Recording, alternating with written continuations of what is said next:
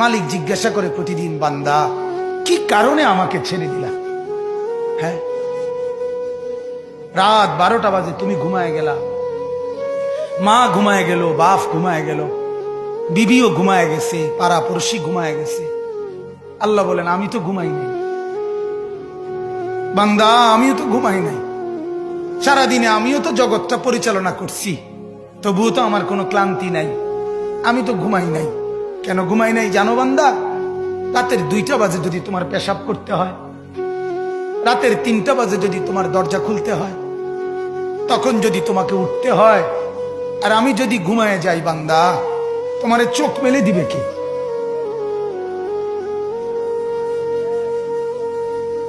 এই বাপ, চোখ মেলে দিবে কে?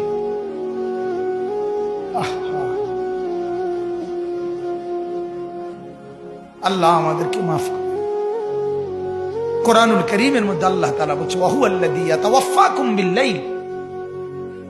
কোরআনে আল্লাহ বলে, বান্দা শোনো, প্রত্যেকটা মানুষকে রাত গভীরে যে ঘুম আমি দেই, সেটা ঘুম না, আমি ওয়াফাত দেই, আমি মূলত মৃত্যু দিয়ে দেই।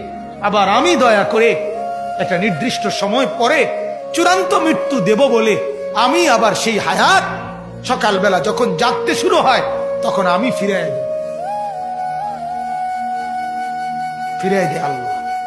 এমনও মানুষ আছে পৃথিবীতে, রাত্রিবেলা ঘুমাইছিল ভালো মানুষ, সকালবেলা আর জাগে নাই। আমার একজন দূরসম্পর্কীয় চাচা আছে, প্রফেসর ছিলেন, ভালো মানুষ ছিলেন। রাত্রিবেলা জলজ্জান্ত মানুষ ঘুমাইছে, সকালবেলা আর দরজা খুলে দেখছে ওই মানুষটা জীবিত ছিল না, মারা গেছে। হতে পারে না?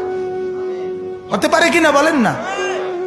তাইলে বছরের পর বছর, মাসের পর মাস, এই বাপ, বাহিরের কারো চিন্তা করে বাদ দেন। আপনারা যারা বসছেন, আপনাকে বলছি, আপনি কষ্ট করে বসছেন, রাতের 12টা বাজে, রাতের 12টা বাজে, এত কষ্ট করে বসছেন, বিনিময়ে একটু ভাবেন, একটু ভাবেন, অনুরোধ আমার, একটু ভাবেন।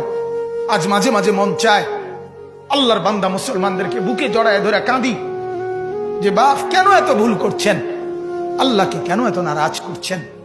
যার বিবি বেপর্দা, আপনি আল্লাহকে কত পরিমাণ নারাজ করাচ্ছেন। যার স্ত্রী, যার মেয়ে বেপর্দা, আপনি আল্লাহকে কি পরিমাণ নারাজ করছেন বলেন? এক কুকুর মরলে, লাশ ফেলে রাখলে যেই দুর্গন্ধ ছড়ায়, সেই দুর্গন্ধে অল্প কিছু মানুষের কষ্ট হয় কিছুক্ষণ, কিন্তু এক নারী বেপর্দা হাঁটলে যে যুবকগুলোর চরিত্র নষ্ট হয়, সেই নারী এক মরা লাশওয়ালা কুত্তার চাইতেও বেশি দুর্গন্ধ ছড়ায়। কুকুরের দুর্গন্ধ এত বেশি ছড়ায় না, বেপর্দা নারীর দুর্গন্ধ যে পরিমাণ ছড়ায়। সে তো শত শত যুবক তার চরিত্র শেষ করে দিছে।